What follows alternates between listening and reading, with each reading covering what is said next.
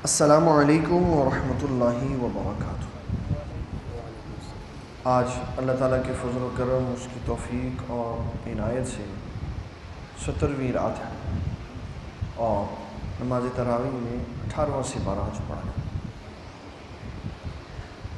آج بڑی اہم سورت کی تلاوت کی گئی جس کا نام ہے سورۃ النور۔ نبی کریم صلی اللہ علیہ وسلم ارشاد فرماتی ہیں اپنی بیٹیوں کو سورۃ النور کی تعلیم دو، اس میں حیا ہے، اس میں پردہ ہے، اس میں عزت ہے، اس میں گھرداری ہے، اس میں میل ملاپ ہے۔ اللہ تعالیٰ نے بے شمار قوانین کا مرکب بنا کے اس سورہ مبارک کو لوگوں کے لیے رہنمائی کا ذریعہ بنایا ہے۔ سب سے پہلے اس کی وہ آیات ہیں جو ام المومنین سیدہ عائشہ صدیقہ طیبہ طاہرہ رضی اللہ تعالی عنہا کی برات کے لیے اللہ تعالیٰ نے نازل فرمائی۔ ہوا ایسا کہ نبی کریم صلی اللہ علیہ وسلم آپ غزوہ سے واپس تشریف لا رہے تھے تو عبداللہ بن ابی ابن سلول نے ام المومنین سیدہ عائشہ صدیقہ طیبہ طاہرہ کو ایک مرد کے ساتھ آتے ہوئے دیکھا۔ وہ کیا تھا وہ اس نے غور نہیں کیا۔ ہوا یہ کہ ام المومنین سیدہ عائشہ صدیقہ بڑی اپنے جسامت کے اعتبار سے ہلکی پھلکی سی تھی، تو جب قافلہ ٹھہرا تو آپ اپنے ہودج سے نکلی اور قضاء حاجت کے لیے دور چلی گئی۔ اب وہ اٹھانے والے قوتوں والے تھے، آپ اندر تھیں یا نہیں تھی اٹھانے والوں کو پتہ ہی نہیں اس کا چلا۔ جب آپ نے قافلے کو چلنے کا حکم دیا تو قافلہ سارا چل پڑا۔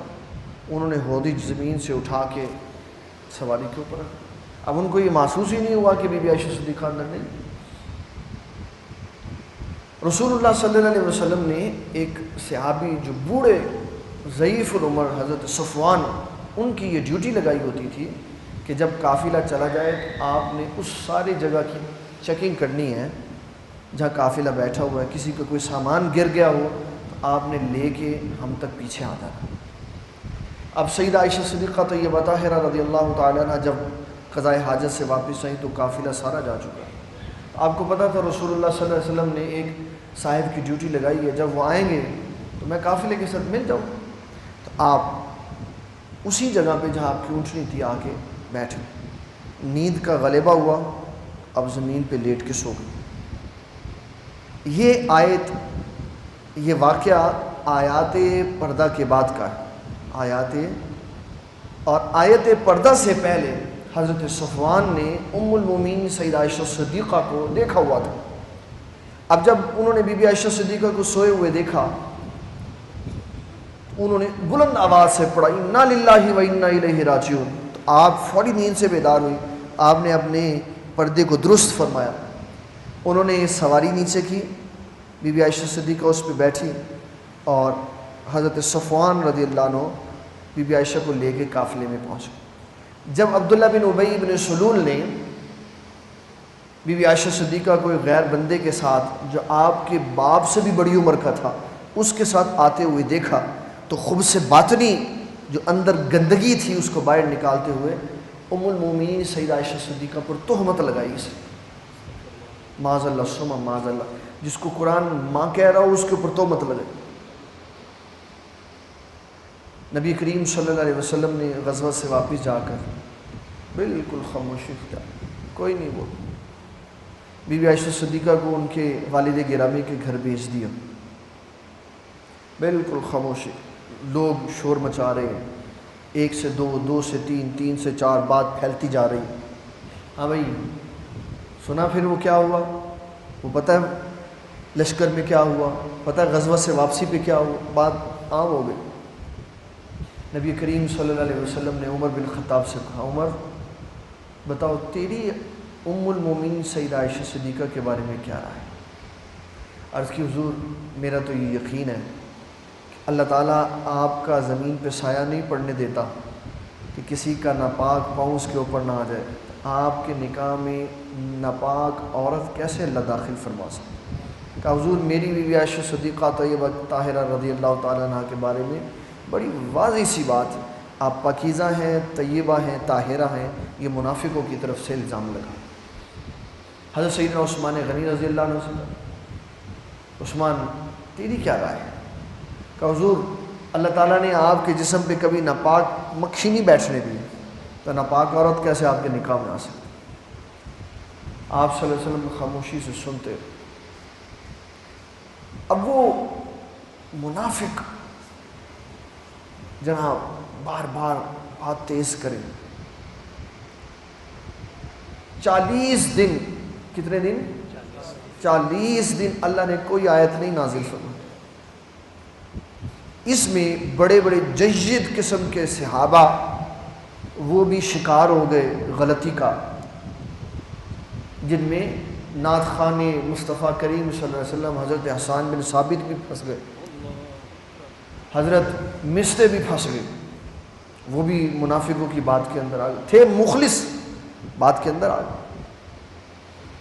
نبی کریم صلی اللہ علیہ وسلم آپ نے کسی کو کچھ نہیں، 40 دن بعد اللہ نے آیت نازل فرمائی، فرمایا میرے محبوب صلی اللہ علیہ وسلم جو پاکیزہ طیب طاہر عورت پہ الزام لگائے اس کو کوئی گواہ لے کے گوانا ہو، ان کو در مارو۔ ان سب صحابہ کو جو اس میں غلطی کا شکار ہو گئے، حضرت حسان، حضرت مصطفی، ان کو 100 درے پڑے، پھر ان کے گناہوں کی معافی ہوئی، پھر دوبارہ اللہ تعالیٰ جل مجید الکریم کے پیارے حبیب کریم صلی اللہ علیہ وسلم نے ان کو اپنے قریب کیا، اور جو منافق تھے ان کے اوپر لعنت کا طوق ڈال کے اللہ نے ان کو ویسے ہی دور کر دیا۔ یہاں یہ آیات اس واقعے کا نتیجہ ہے۔ اللہ نے قانون اور ضابطہ دیا کہ جہاں برائی ہوگی مرد اور عورت کے درمیان میں، وہاں کن باتوں کا خیال رکھنا؟ سب سے پہلے اگر کوئی کسی کے اوپر تہمت لگائے تو تہمت لگانے کے والے کے پاس 4 عینی گواہ ہونے چاہیے۔ کتنے عینی گواہ؟ 4۔ اور رسول اللہ صلی اللہ علیہ وسلم نے بڑی وضاحت کے ساتھ یہ معنی بیان کر کے سنایا، فرمایا انہوں نے وہ جو 4 عینی گواہ ہونا، انہوں نے وہ منظر ایسے دیکھا ہو جیسے سرم دانی میں سرمچو داخل ہوتا ہے۔ اگر اس سے کم کسی کی گواہی ہوگی تو وہ سارے کے سارے سزا کے مستحق ہو۔ کیوں؟ یہاں کسی پاکیزہ کی عزت کا معاملہ ہے۔ اب 4 اگر یعنی گواہ نہیں ہوں گے، 3 ہوں گے یا 2 ہوں گے یا 1 ہوگا، اس کا بہترین حل ہے کہ وہ خاموش ہو جائے، تہمت نہ لگائے۔ اگر تہمت لگا دی، دوسرے نے کہا گواہ لاؤ، گواہ نہ ملے، اور جس کے اوپر تہمت لگی تھی اس نے اللہ کی قسم کھا لی کہ میں اللہ کی قسم کھاتا ہوں میں پاکیزہ ہوں، طیب ہوں، تو جو سزا اس کو ملنی تھی وہ الزام لگانے والے کو مل جائے۔ بڑا سخت قانون ہے۔ اگر یہی معاملہ کوئی بندہ اپنی بیوی کے ساتھ دیکھ لے، اب ظاہری بات ہے اگر بیوی کو اس معاملے میں دیکھے گا تو گواہ تو نہیں لے کے آئے گا، بندے تو نہیں لائے گا کہ یہ دیکھو میری بیوی کیا کر رہی ہے، یہ تو غیرت کے ویسے ہی خلاف ہے۔ اس کا شریعت مطہرہ نے یہ قانون لگایا ہے، بتایا ہے، اگر کسی کی بیوی ایسا کام کرے تو وہ قاضی کے پاس جائے اور جا کے کہے کہ میں جناب اپنی بیوی کے بارے میں یہ معاملہ دیکھتا ہوں اور میں گواہی دیتا ہوں، 4 بار گواہی دے اللہ کی قسم کھا کے میں نے اپنی بیوی کو یہ کام کرتے ہوئے دیکھا، اور 5ویں بار یہ کہے والخامسۃ ان لعنت اللہ علیہ ان کان من الکاذبین، اگر میں جھوٹا ہوں تو مجھ پہ اللہ کی لعنت نازل ہو۔ پھر قاضی بیوی کو کہے گا اب تو قسم کھا 4 بار اللہ کا نام لے کے، یہ تیرے اوپر جو تہمت لگا رہا ہے وہ غلط ہے، وہ 4 بار قسم کھائے گی، اور 5ویں بار وہ کہے گی والخامسۃ ان غضب اللہ علیہ ان کان من الصادقین، اگر یہ مرد سچا ہے میں جھوٹی ہوں تو مجھ پہ اللہ کی لعنت نازل ہو۔ یہ بات قانون سمجھا دیا، فرمایا جب دونوں قسمیں کھا لیں دونوں کا نکاح ختم۔ غیرت کے نام پہ تو اسلام نے قتل کرنے کو بیوی کو کہا ہی نہیں۔ یہ جو غیرت کے نام پہ قتل ہے نا، یہ اپنا من مانا قانون ہے جو ہمارے جاہلوں نے نکالا ہوا، غیرت کے نام پہ قتل۔ غیرت کے نام پہ پوری تاریخ اسلام میں کوئی قتل نہیں ہے سوائے ایک قتل کے۔ وہ قتل کیا ہے؟ وہ رسول اللہ کی عزت پہ قتل ہے۔ جو رسول اللہ کی توہین کرے اس معاملے میں غیرت ہونی چاہیے اور اس کا سر کاٹ کے پھینک دینا چاہیے۔ یہ ایک صورت ہے جس میں غیرت ایمانی کا تقاضا ہی ہے کہ جو رسول اللہ کی عزت پہ حملہ کرے، رسول اللہ کی توہین کرے اور اس کا سر اتار کے پھینک۔ اس کے علاوہ دنیا کے کسی رشتے میں غیرت کے نام پہ کوئی قتل نہیں، نہ بھائی بہن کو قتل کر سکتا ہے، نہ ماں کو قتل کر سکتا ہے، نہ بیٹی کو قتل کر سکتا ہے، نہ بیوی کو قتل کر سکتا ہے۔ کسی انسان کو غیرت کے نام پہ قتل نہیں کیا جا سکتا۔ اسلام نے بتایا ہے اگر تجھے اتنی غیرت ہے تو ان اسباب کو روک، ان اسباب کو روک جس کی وجہ سے یہ انتہائی درجے کا قدم اٹھایا جاتا ہے۔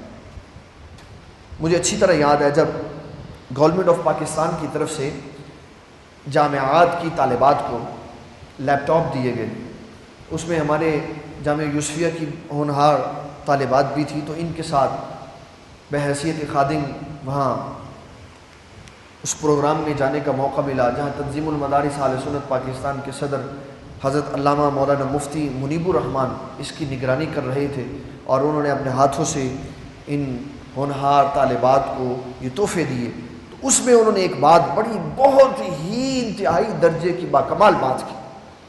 انہوں نے لیپ ٹاپ دیتے ہوئے کہا کہ یہ جو آلہ ہے نا، یہ آلہ اچھائی بھی ہے، برائی بھی ہے، اور والدین کو یہ نصیحت کی کہ یہ بیٹیوں کو مل رہے ہیں اور گھروں میں مل رہے ہیں تو اس کو کبھی اس کے پرسنل روم میں نہیں جانے دینا۔ اس لیپ ٹاپ کو کامن روم میں رکھو، سٹنگ میں رکھو، جہاں ہر آتا ہوا بندہ اس کو دیکھے یہ کیا کر رہی ہے، تو پھر آپ کی بیٹیوں کی عزت محفوظ رہے گی۔ اگر اس کو تنہائی میں لے جاؤ گے، اگر ان کو موبائل لا کے دے دو گے اور اس کے اوپر دنیا کی ہر فحاشی کی ان کو اجازت دے دو گے، پھر برائی اور بے حیائی اور غیرت کے نام پہ قتل نہیں کرو گے تو اور کیا کرو گے؟ دروازہ بند کرو بے حیائی کا، وہ اسباب بند کرو جن کی وجہ سے بے حیائی پھیلتی، نہ کہ اس بچی کا، اس بیوی کا، اس بیٹی کا، اس بہن کا سر کاٹ کے پھینک دو۔ یہ کوئی غیرت نہیں ہے، یہ کوئی غیرت نہ۔ اسلام نے اس غیرت کے نام پہ اس کو قتل کرنے کی اجازت دی۔ رسول اللہ صلی اللہ علیہ وسلم کی بارگاہ میں ایک صحابی آئے، انہوں نے عرض کی حضور میں اگر اپنی بیوی کے پاس کسی غیر بندے کو بیٹھا دیکھ لوں تو کیا میں اس کا سر اتار کے پھینک دوں؟ فرمایا تو نے قرآن نہیں پڑھا؟ یہ قرآن کہہ رہا ہے تو اس کے اوپر گواہ قائم کر، جب گواہ ہو جائیں اس کا راستہ جدا تیرا راستہ جدا، اس کا راستہ جدا تیرا راستہ۔ اگر ہم اس کے پیچھے بھاگیں گے تو یقین مانے جو پھانسی کا پھندا اس کے گلے میں لٹکنا ہے وہ ہمارے گلے میں آ جائے۔ میں نے اپنے والد گرامی سے ایک بات سنی، فرمانے لگے ایک بندہ تھا، اس کی بیوی نکاح اس کے ساتھ تھا اور تعلق اس کا کسی اور کے ساتھ تھا۔ اس نے بڑی حکمت کے ساتھ اپنی بیوی کو پکڑا، اس بندے کو بلایا اور اس کو کہا کہ یہ عورت میرے نکاح میں ہو کے تیرے ساتھ تعلق رکھتی ہے تو میں نکاح ختم کر دیتا ہوں، یہ بھی برائی سے بچ جائے گی، تو بھی برائی سے بچ جائے گا، تو اس سے نکاح کر۔ اس نے نکاح ختم کر دیا اور اس کو کہا کہ تو اس سے نکاح کر۔ جب چھوڑ دیا، اس کے نکاح میں دے دیا تو اس کو علیحدگی میں بلایا اور کہا ایک بات یاد رکھنا۔ اس نے کہا کیا؟ کہا اس عورت کو عادت ہے غیروں سے تعلق رکھنے کی، میں تجھے یہ نصیحت کر رہا ہوں جب تک یہ تیرے نکاح میں رہ کہ تیری عزت کی حفاظت کرے اس کے ساتھ رہنا، فائدہ نہ اٹھانا، وگرنہ جیل کی سلاخوں کے پیچھے نظر آئے گا۔ چند دن گزرے تو اس نے اپنی بیوی کو قتل کر دی۔ اس پہلے بندے نے جب اس سے ملاقات کی تو کہا میں نے یہی تجھے بات سمجھائی تھی، جس طرح میرے نکاح میں رہ کے تیرے ساتھ تعلق تھا، تیرے نکاح میں ہو کے کسی اور کے ساتھ تعلق تھا، تو جس طرح میں نے تیرے ساتھ کیا اسی طرح تجھے چاہیے تھا اس کو چھوڑ دیتا، یہ کسی اور کے پاس چلی جاتی۔ کیوں؟ یہ عورت تو ہے ہی غلاظت کا پرندہ، تو نے اس کی وجہ سے اپنی زندگی کو برباد کر لیا، اس کو قتل کر کے اپنی زندگی برباد کر۔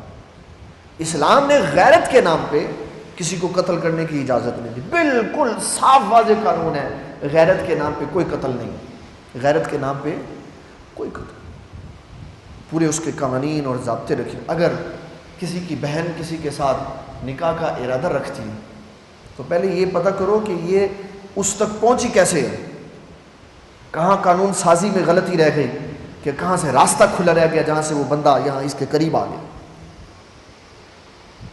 پھر اس کے بعد اگر وہ بندہ عزت والا اور شرافت کا مظاہرہ کرے تو باضابطہ طور کے ساتھ اس کے ساتھ نکاح کرتا۔ اسلام نے مرد اور عورت کو کسی کو پسند کرنے سے نہیں روکا۔ مرد کو بھی اختیار ہے کہ وہ کسی عورت کو دیکھے تو اس کو پسند کر سکتا ہے، عورت کو بھی اختیار ہے وہ کسی کے بارے میں اچھی رائے رکھے تو اس کو پسند کر سکے۔ اس کی میں مثال دیتا ہوں، زمانہ جاہلیت میں جب اسلام ابھی آیا نہیں، جب نبی صلی اللہ علیہ وسلم نے اعلان نبوت نہیں کیا، اس وقت کی 2 بار بیوہ ہوئی خاتون جو طیبہ طاہرہ کے لقب سے مشہور تھی، انہیں پتہ چلا کہ عرب کا ایک نوجوان بہت خوبصورت انسان جو دیانت، شرافت، امانت اور صداقت میں بے مثل و بے مثال ہے، انہوں نے 2 بار بیوہ ہونے کے باوجود اپنا نکاح بھیجا، خود بھیجا کہ میں آپ سے نکاح کا ارادہ رکھتی ہوں، اور وہ خاتون تھی سیدہ خدیجۃ الکبریٰ، اور وہ شخص تھے محمد الرسول اللہ صلی اللہ علیہ وسلم۔ پاکیزگی کی وجہ سے، شرافت کی وجہ سے نکاح کا پیغام بھیجا۔ اس میں کوئی اسلام نے ممانعت نہیں رکھی ہوئی۔ برائی ہمیشہ پھیلتی تب ہے جب نیکی کا دروازہ بند ہو جاتا ہے، جب نکاحوں کے اوپر کروڑوں روپے کا خرچہ ہو، لاکھوں کی بات نہیں، کروڑوں روپے کا خرچہ ہو، تو پھر لوگ برائی کی طرف زیادہ مائل ہوتے ہیں۔ رسول اللہ صلی اللہ علیہ وسلم نے فرمایا نکاح سستے کر دو، زنا ختم ہو جائے۔ ہمارے نکاح مہنگے ہو گئے، زنا سستا ہو گیا، زنا عام ہو گیا، فیشن بن گیا۔ اگر اس کو ختم کرنا ہے نکاح عام کرو، ایک بندہ 2 2 3 3 4 4 نکاح کرے۔ کیوں؟ اللہ تعالیٰ جل مجد الکریم نے مرد کے اندر وسعت رکھی ہوتی ہے، اس کے اندر حوصلہ اور سب کو برابری کے ساتھ نبھانے کا اللہ تعالیٰ نے شعور دیا ہوتا ہے۔ ایک بندہ 4 4 نکاح کرے، برائی ختم ہو جائے، اور نکاح بھی سادے ہو، وہ سادہ نکاح جو رسول اللہ صلی اللہ علیہ وسلم نے کیا۔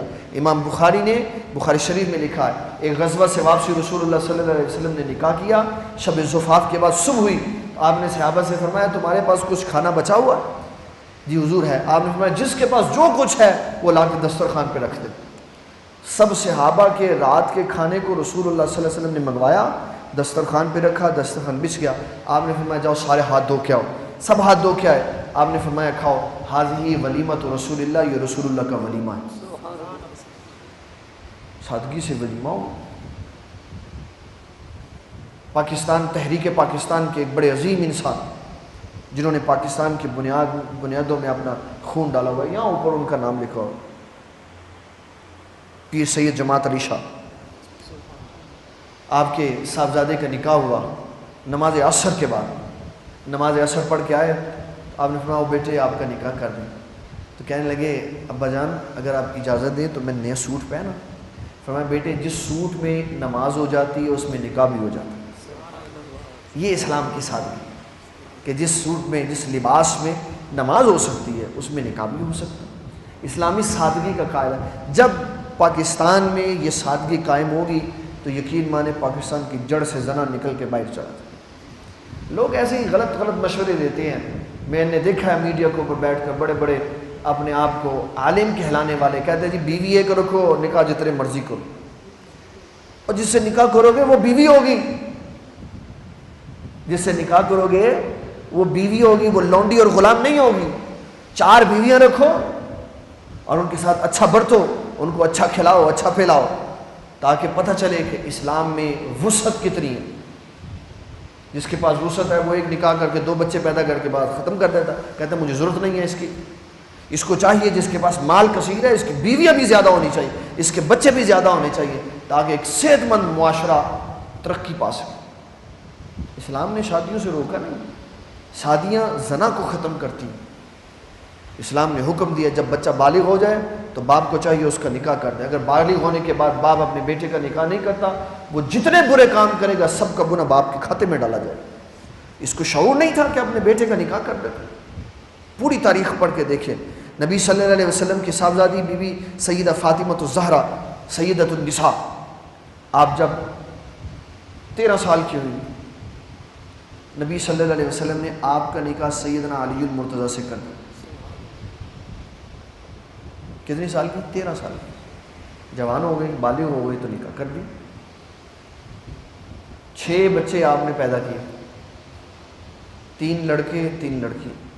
اللہ نے جتنی زندگی لکھی ہوئی تھی، وصال ہو گیا رسول اللہ صلی اللہ علیہ وسلم کی وفات کے 6 مہینے کے بعد، اس کے بعد سیدنا علی المرتضیٰ رضی اللہ عنہ نے 8 نکاح اور کی، 24 بیٹے اور بیٹیاں اللہ نے آپ کو عطا کی۔ امام حسن نے 99 شادیاں کی۔ کتنی شادیاں؟ 99 شادیاں۔ حضرت سیدنا سلیمان علیہ السلام نے 99 شادیاں کی۔ اللہ تعالیٰ نے اجازت دی، کرو جس کا جتنا جی چاہتا ہے نکاح کرو، لیکن تب کرو جب سب کی ضروریات پوری کر سکو، شوق کے لیے نہیں۔ اور جب نکاح عام ہوگا زنا ختم ہو جائے، اور جب زنا عام ہو جاتا ہے، جب زنا، تو پھر سب سے پہلا جو اللہ تعالیٰ کی طرف سے سزا کا وار ہوتا ہے نا، زمین ہلتی ہے، زلزلہ آتا ہے۔ جہاں زلزلے کثرت سے آئیں سمجھو وہاں زنا کثرت سے ہوتا ہے۔ سائنس کی یہ ساری ٹیکنالوجیاں ردی کا ٹکڑا ہے کہ زمین کی گریوٹی بڑھ جاتی ہے اور زمین اوپر ہو جاتی ہے، پانی نیچے ہو جاتا ہے تو پہاڑ ہلنے لگ جاتے ہیں، تو زمین ہلتی ہے، یہ سب بکواسات ہے۔ اور رسول اللہ صلی اللہ علیہ وسلم نے فرمایا زلزلہ تب آتا ہے جب زنا کی کثرت ہوتی ہے۔ ایک بار مدینہ المنورہ میں زلزلہ آیا، کتنی دفعہ؟ رسول اللہ کی وفات کے بعد دور فاروقی میں ایک بار مدینہ المنورہ میں زلزلہ آیا۔ حضرت عمر بن خطاب نے مدینے کی زمین کے اوپر زور سے پیر مارا، فرمایا کیا عمر تجھ پہ عدل نہیں کرتا؟ اگر عمر تجھ پہ عدل نہیں کرتا پھر تجھے حق ہے کہ تو ہل، اور اگر عمر عدل کرتا ہے تو آئندہ کے بعد کبھی تجھے ہلنے کی اجازت نہیں ہے۔ پھر آپ نے دوسری بات مدینہ المنورہ کے بندوں کو اکٹھا کر کے کی، فرمایا میں نے رسول اللہ صلی اللہ علیہ وسلم سے سنا ہے زلزلے اس وقت آتے ہیں جب زنا کی کثرت ہوتی ہے، فرمایا یاد رکھو اگر اب دوبارہ مدینہ المنورہ میں زلزلہ آیا تو عمر مدینہ چھوڑ کے چلا جائے گا، مجھے وہاں نہیں رہنا جہاں لوگ برے کام کرتے۔ زمینیں تب ہلتی ہیں، زلزلے تب آتے ہیں جب زنا کی کثرت ہوتی ہے، اور زنا کی کثرت تب ہوتی ہے جب نکاح ختم ہو جاتا ہے۔ نکاح عام ہونا چاہیے، نکاح سستا ہونا چاہیے، نکاح میں بندے تھوڑے ہونے چاہیے تاکہ کسی کے اوپر بوجھ نہ پڑے، نکاح میں لمبے چوڑے جہیز نہیں ہونے چاہیے، مختصر نکاح ہو۔ رسول اللہ فرماتے بہترین نکاح وہ ہے جس میں غریب موجود ہے، بہترین نکاح۔ تو یہ آیت اللہ تعالیٰ جل مجدہ الکریم نے بیان کی۔ اس میں 4 صورتیں ہیں، جو زنا کرے اس کی سزا کی کتنی صورتیں؟ 4۔ مرد کنوارا ہوگا، عورت کنواری ہوگی، پہلی صورت۔ مرد شادی شدہ ہوگا، عورت کنواری ہوگی۔ عورت شادی شدہ ہوگی، مرد کنوارا ہوگا۔ مرد اور عورت دونوں شادی شدہ ہوں گے جو یہ کام کریں۔ مختصراً میں یہ بات عرض کرنے لگا ہوں، جہاں شادی کا تعلق آئے گا وہاں رجم کیا جائے گا، اور جہاں شادی نہیں ہوگی وہاں 100 درے مارے جائیں گے۔ مرد کنوارا ہو تو 100 درے، عورت کنواری ہو تو 100 درے، مرد شادی شدہ ہو تو رجم، عورت شادی شدہ ہو تو رجم۔ جو بھی آپس میں تعلق پیدا کرنے والا جس کیفیت سے وابستہ ہوگا اس کو ویسی سزا دی جائے۔ اب کیونکہ اسلام کے ان قوانین کا نفاذ نہیں ہے، اب اگر آپ کسی کو کہیں نا کہ اس سزا کی یہ، اس جرم کی یہ سزا کی، وہ پتھر مار کے مار، اتنا سخت ہے اسلام، اتنا ظالم ہے اسلام۔ اسلام ظالم نہیں ہے، اسلام حیادار ہے، اسلام حیادار۔ اسلام کہتا ہے اگر تجھے کوئی عورت پسند آتی ہے تو میں نے کب تجھے روکا، کب میں نے تجھے منع کیا کہ تو نکاح نہ کر، نکاح کر اس سے، برائی سے بچ، اللہ بھی راضی ہوگا، اللہ کے نبی صلی اللہ علیہ وسلم بھی راضی ہوگا، دنیا والے بھی سکون اور امن میں رہیں گے۔ جب تو زنا کرے گا اللہ بھی ناراض ہوگا، اس کے رسول بھی ناراض ہوں گے، اور دنیا والوں پہ قہر نازل ہوگا۔ اس قہر سے بچانے کے لیے دنیا کو تجھے سزا دی جا رہی ہے تاکہ تو یہ کام نہ کرے، نکاح کی وجہ سے یا برائی کی وجہ سے نہیں، دنیا کو مصیبت سے بچانے کے لیے تجھے سزا دی جائے۔ سیدھا راستہ ہے اس کا، اگر تجھے کوئی لڑکی پسند ہے اس سے نکاح کر، اسلام نے کون سا روکا؟ اگر ایسا نہیں کرے گا تو پھر تجھے سزا ملے گی۔ نبی کریم رؤوف الرحیم صلی اللہ علیہ وسلم کے ظاہر زمانہ حیات میں ایک عورت سے یہ غلطی ہوئی۔ ہمارے استاد گرامی مولانا خادم حسین رضوی زیدہ مجدہ الکریم، آپ نے جب یہ کتاب الحدود والقصاص پڑھایا نا ہمیں، تو پڑھانے سے ایک دن پہلے ذہن سازی کی، کہنے لگے کہ کہ غوث پاک کی بارگاہ میں بیٹھنے والا بندہ، معین الدین چشتی اجمیری کی بارگاہ میں بیٹھنے والا بندہ، اس کی نگاہ میں حیا آ جاتی ہے، تو رسول اللہ کی بارگاہ میں بیٹھنے والے کی کیا تعلیم و تربیت ہو؟ کہا کبھی یہ ذہن میں نہ لانا، کبھی اپنے ذہن کا خیال اس طرف نہیں لانا کہ رسول اللہ کی بارگاہ میں بیٹھنے والے بندے نے یہ کیا کام کر دیا۔ کہا یہ بھی ایک مشیت تھی، اگر ایسا کام نہ ہوتا تو قیامت تک کے لوگوں کو قانون کیسے ملتا؟ رسول اللہ کی امت کو قانون دینے کے لیے ان لوگوں نے اپنی عزتوں کو پیش کیا، اگر ان کو سزائیں نہ ہوتی یا اپنی عزتیں پیش نہ کرتے تو قیامت تک قانون سازی کیسے ہوتی؟ بعد میں آنے والے خبیث و تباہ انسان جب یہ کام کرتے تو ان کو اس کام سے روکا کیسے جاتا؟ ان کو روکنے کے لیے صحابہ نے اپنی عزتیں پیش کی، اور ان کی عزتوں کے اوپر اللہ تعالیٰ نے یہ قانون بنایا، اور قیامت تک کے لوگوں کو اللہ تعالیٰ نے اس گندگی سے بچایا۔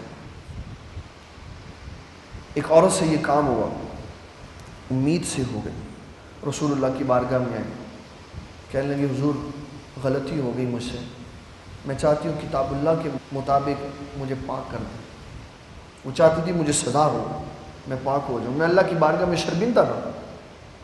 نبی کریم صلی اللہ علیہ وسلم نے فرمایا تو امید سے تو نہیں؟ اس نے کہا ہاں حضور میں امید سے۔ فرمایا ابھی واپس لوٹ جا، ابھی اس لڑکے اس بچے کو جنم دے پھر آنا۔ کتنی اس کی توبہ مضبوط تھی، 9 مہینے کے اندر ایک بار بھی تزلزل نہیں آیا کہ میں مکر جاؤں، میں جھوٹ بول دوں، میں انکار کر دوں، ایک دفعہ بھی اس کو خیال نہیں آیا۔ بچے کی ولادت کے بعد بچہ لے کے گود میں آئی، کہا حضور یہ میں نے جنم دے دیا، اب مجھے کتاب اللہ کے مطابق پاک کر دیں۔ آپ نے فرمایا ابھی واپس چلی جا، ابھی اس کو دودھ پلا، جب یہ روٹی پہ آ جائے گا پھر تجھے ہم سزا دیں گے۔ پھر وہ عورت چلی گئی، پھر اس نے 2 سال دودھ پلایا، پھر بھی اس کی استقامت میں کوئی تزلزل نہیں آیا۔ پھر جب 2 سال کے بعد واپس آئی تو اس کے بچے کے ہاتھ میں روٹی کا ٹکڑا تھا، کہ حضور اب یہ میرے بغیر بھی زندہ رہ سکتا۔ کریم آقا علیہ السلام نے فرمایا اس کو اب رجم کرو۔ حضرت خالد بن ولید نے ایک پتھر مارا، اس کی پیشانی پہ لگا، اور خون وہاں سے نکل کے حضرت خالد بن ولید کے چہرے پہ آیا۔ تو خالد بن ولید نے کہا کہ اس عورت کے خون نے مجھے ناپاک کر دیا۔ تو نبی کریم صلی اللہ علیہ وسلم فرمانے خالد یہ بات نہیں ہے، اس عورت نے وہ عظیم الشان توبہ کی ہے، اگر مدینے میں کوئی توبہ نہ کرے، اس کی توبہ سارے مدینے میں تقسیم کر دی جائے تو سب کو کافی ہوگا۔ اس عورت نے وہ عظیم الشان توبہ کی، تو کہہ رہا ہے اس کے خون نے تجھے ناپاک کر دیا، اس نے تو عظیم الشان توبہ کی۔ ماعز بن اسلم ہی نے یہ کام کیا، ان سے گناہ سرزد ہوا، نبی کریم صلی اللہ علیہ وسلم نے ان کو سزا دی۔ پھر آپ صلی اللہ علیہ وسلم نے ان کی قبر پہ جا کے ان کے لیے دعا استغفار کی، اور بتایا اگر یہ کام ہو جائے اس کا طریقہ کار کیا ہے، قاضی کیا کرے۔ اللہ اکبر، اتنا یہ مضمون مسائل سے بھرا ہوا جس کا ہمیں علم نہیں، اسی لیے فرمایا کہ سورۃ نور اپنی بچیوں کو پڑھا تاکہ ان کو پتہ چلے، کیونکہ جو زنا ہوتا ہے اس کی ابتدا عورت سے ہوتی ہے، اگر وہ نرمی اور لچک دکھاتی ہے تو مرد کی طرف سے قدم اٹھتا ہے، اور اگر وہ سخت ہو، اس کے رویے میں نرمی اور لچک نہ ہو تو کسی مرد کی جرت نہیں ہے کہ وہ عورت کی طرف آنکھ اٹھا کے دیکھ سکے، اس لیے اس کو سزا پہلے ہے۔ جب اللہ تعالیٰ جل مجدہ الکریم نے ام المومنین سیدہ عائشہ صدیقہ کی شان میں یہ آیات 17 آیات نازل کی تو فرمایا میرے محبوب صلی اللہ علیہ وسلم سبحانک ھذا بہتان عظیم، یہ بہتان عظیم تھا جو بی بی عائشہ صدیقہ پر لگا، بہت بڑا بہتان تھا۔ اور کتنی ہمارے رب نے ہماری ام المومنین سیدہ عائشہ صدیقہ، ہماری امہ جو حضور کی شان بلند کی، پوری تاریخ پڑھ کے دیکھ لیں، جس پاک طیب طاہر پر الزام لگا کسی دنیا کے بندے نے گواہی دی، اور جب ام المومنین سیدہ عائشہ صدیقہ پر الزام لگا تو رب کائنات نے گواہی دی۔ اس میں ایک بہت بڑا اعتراض ہے، اس کو یہاں ڈسکس کرنا بہت ضروری ہے بلکہ فرض عین ہے۔ اہل حدیث مکتب فکر کے لوگ، وہابی اور دیوبندی، وہ کہتے ہیں، یہ وہ لوگ سوال کرتے ہیں جو منکر علم مصطفیٰ صلی اللہ علیہ وسلم، کہتے ہیں حضور صلی اللہ علیہ وسلم تحقیق کر رہے تھے، کبھی عمر بن خطاب سے پوچھ رہے تھے، کبھی عثمان غنی سے پوچھ رہے تھے، کبھی علی المرتضیٰ سے پوچھ رہے تھے کہ بتاؤ میری بیوی کے بارے میں تمہارا کیا۔ اگر حضور کو علم غیب ہوتا تو آپ بتا نہ دیتے میری بیوی عیب ہے؟ آپ تحقیق کر رہے تھے؟ بڑا سادہ سا جواب ہمارے علماء کرام نے دیا، کہا یہ بتاؤ ایک لمحے کے لیے، یہ بات ہم بعد میں کریں گے کہ حضور صلی اللہ علیہ وسلم کو علم تھا کہ نہیں تھا، یہ بات بعد میں کریں گے، پہلے یہ بتاؤ اللہ کو علم غیب تھا کہ نہیں؟ اگر اللہ کو تھا، اس نے اسی وقت کیوں نہیں آیت قرآنی نازل کی کہ محبوب آپ کی بیوی پاک صاف طیب طاہر ہے؟ وہ کیوں 40 دن تک انتظار کرتا رہا؟ وہ کون سی تحقیق کر رہا تھا؟ اس نے کیوں 40 دن کے بعد قرآن مجید نازل کیا؟ علماء اکرام کہتے ہیں اس کی حکمت یہ ہے، اللہ بھی خاموش اسی لیے تھا، اللہ کے نبی صلی اللہ علیہ وسلم بھی خاموش اسی لیے تھے تاکہ پوری دنیا میں منافق زمین سے نکل کے باہر آ جائیں، سب کو پتہ چل جائے بے ایمان کون ہے اور ایمان والا کون ہے۔ اس لیے اللہ بھی خاموش تھا، اللہ کے نبی بھی خاموش تھا، مگر اسی وقت اللہ نازل کر سکتا تھا۔ جو رسول اللہ صلی اللہ علیہ وسلم کے علم غیب کی نفی کر کے اس آیت کو، اس بات کو استعمال کرتا ہے، اس کو سوچنا چاہیے کہ بھئی چلو رسول اللہ صلی اللہ علیہ وسلم تحقیق کر رہے تھے تو اللہ کون سی تحقیق کر رہا تھا؟ اس نے کیوں نہیں کہا میرے محبوب آپ کی بیوی پاک صاف طیب طاہر ہے؟ 40 دن اس نے کیوں انتظار کیا؟ اس نے دکھانا تھا پوری دنیا کو کہ یہ میرے محبوب کے ماننے والے، یہ عمر عثمان و علی میرے محبوب کے ماننے والے، اور یہ بے ایمان منافق بیٹھے ہوئے جو میرے رسول صلی اللہ علیہ وسلم کی عزت پہ تہمت لگانے والے۔ نکھار دیا، ان کو علیحدہ کر دیا، جو مومن غلطی سے بھی اس میں شمار ہو گئے ان کو سزا دے کر پاک کر کے طیب کر کے واپس رکھ دیا، اور پوری دنیا کو دکھا دیا یہ بے ایمان ہے، یہ مخلص ایمان۔ پھر ہوا یہ کہ ایک دن کوئی بات ہوئی تو حضرت حسان نے بات کی، دیانت داری سنو سنو، دیانت داری، ہماری امی کی دیانت داری۔ کوئی بات ہوئی تو حضرت حسان نے اس کا جواب دیا، تو ایک عورت کہنے لگی بی بی عائشہ صدیقہ سے، یہ تو وہی حسان ہے نا جس نے آپ کے اوپر الزام لگایا تھا؟ فرمایا نا ایسی بات نہ کہو، اس نے غلطی کی، اللہ نے اس کو سزا دے دی، اس کے بارے میں کوئی بری بات نہیں کہنی، یہ میرے آقا کی نعتیں پڑھتا، یہ میرے آقا کی نعتیں پڑھتا۔ آج کوئی کسی کے اوپر تھوڑی سی تہمت لگا دے، ساری زندگی لوگ اس کی شکل نہیں دیکھتے کہ اس نے ہمارے اوپر تہمت لگائی تھی، اس نے ہمارے اوپر جھوٹا الزام لگایا تھا، اور وہ دیکھو بی بی عائشہ صدیقہ کی دیانت داری۔ فرمایا نہیں اس کو کچھ نہیں کہنا، یہ میرے آقا کی نعتیں پڑھتا، جو ہوا اس کی سزا مل گئی، گناہ ختم ہو گیا۔ اور یہ اصول اور ضابطہ ہے کہ جب غلطی ہو اور سزا مل جائے تو گناہ ختم، گناہ ختم۔ صرف ایک گناہ سزا کے بعد ختم نہیں ہوتا، اللہ اکبر اللہ، ہر گناہ سزا ملنے کے بعد ختم ہو جاتا ہے، ایک گناہ سزا ملنے کے بعد بھی ختم نہیں ہوتا، اور وہ گناہ ہے اہانت سرکار کائنات صلی اللہ علیہ وسلم۔ اتنا بڑا گناہ ہے کہ جب بندہ رسول اللہ کی توہین کرے تو سزا کے طور پہ اس کو قتل کر دیا جائے تو وہ قتل ہونے کے بعد بھی گناہ سے بری ذمہ نہیں ہوتا، قبر میں بھی سزا ملتی ہے، آخرت میں بھی سزا ملتی ہے۔ اتنا بڑا گناہ رسول اللہ کی توہین، اتنا بڑا گناہ، نہ سزا ملنے کے بعد گناہ ختم ہوگا اور نہ قبر میں اس کی رہائی ہوگی، نہ آخرت میں اس کی رہائی ہوگی، جہنم کی آگ میں جلے گا جو آقا صلی اللہ علیہ وسلم کی توہین کرے گا۔ اتنا بڑا گناہ، مگر نہ اس کے علاوہ جتنے گناہ ہیں، جتنے سزا ملی ختم۔ اور یہاں تک فرمایا گیا اگر کوئی بندہ گناہ کرے اس کو سزا دے دی جائے، پھر کوئی اٹھ کے اس کو کہے تو فلاں ہے نا، تو نے فلانی جگہ یہ گناہ کیا تھا، تو نبی صلی اللہ علیہ وسلم فرماتے ہیں یہ جو تانا مار رہا ہے نا اس وقت تک نہیں مرے گا جب تک خود وہ گناہ نہیں کرے گا۔ کیوں؟ اس نے ایسے بندے کو تانا مارا ہے جس کو گناہ کی سزا مل چکی ہے اور وہ بری ذمہ ہو چکا، پھر اس نے تانا مارا۔ یہ اسلام ہے، یہ عزتوں کا محافظ اسلام۔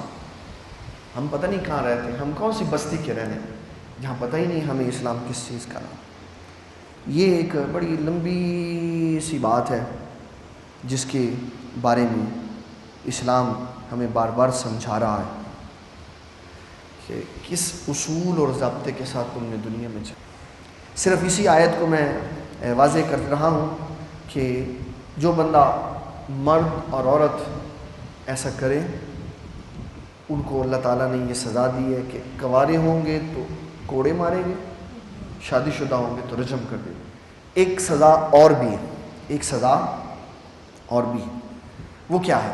وہ سزا یہ ہے کہ جلا وطن کیا جائے گا۔ کیا کیا جائے گا؟ جلا وطن ملک بدر کر دیا جائے گا 1 سال کے لیے۔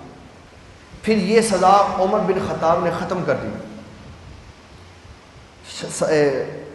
صاحب شریعت کون ہے؟ اور رسول اللہ صلی اللہ علیہ وسلم۔ رسول اللہ کے صحابہ شریعت میں جیسی تبدیلی چاہتے تھے کہ فرما لیتے تھے، کیوں؟ یہ ہادی بھی ہیں اور مہدی بھی ہیں، ہدایت والے بھی ہیں اور لوگوں کے لیے ہدایت کا راستہ بھی نکالتے ہیں۔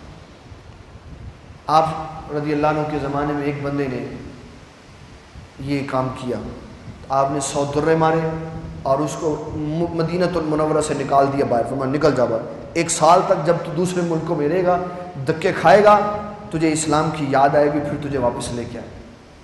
وہ گیا وہاں، اس نے اسلام ہی چھوڑ مرتد ہو گیا۔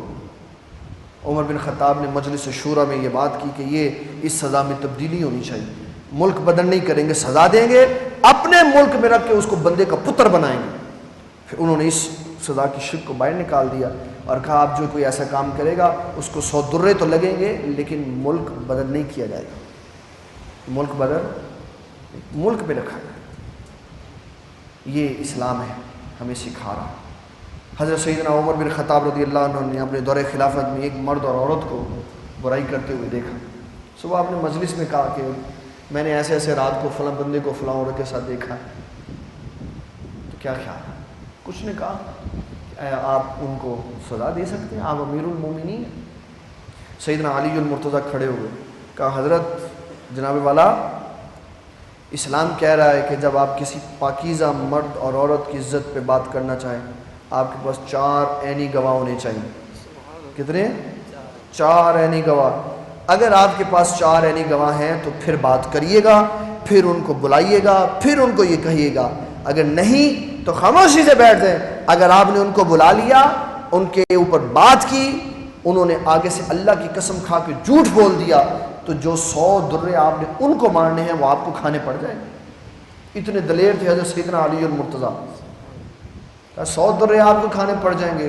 جب آپ نے اس آیت کے اوپر غور کیا، آپ نے پھر مصرع پڑھا، لو کان علی لہلک عمر، اگر آج علی نہ ہوتے تو عمر ہلاک ہو جاتا، اگر آج علی نہ ہوتے تو عمر ہلاک ہو جاتا، پیٹھ 100 دروں سے سوج جاتی، ختم ہو جاتی۔